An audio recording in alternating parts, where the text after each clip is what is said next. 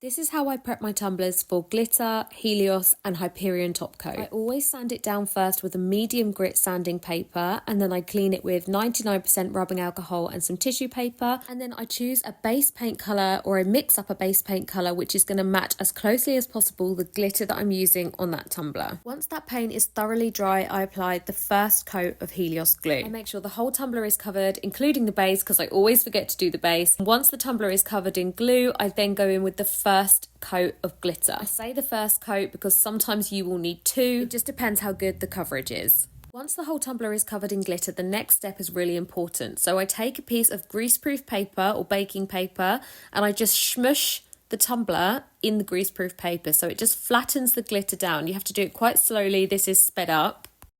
Look how pretty this is looking already.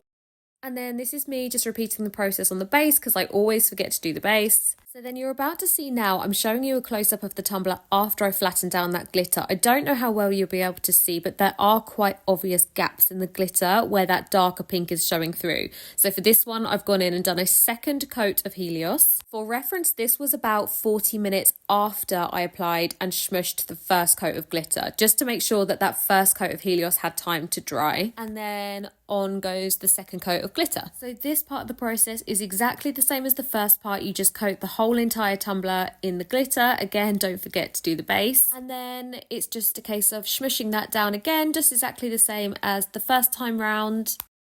When you take it out, it will look something like this.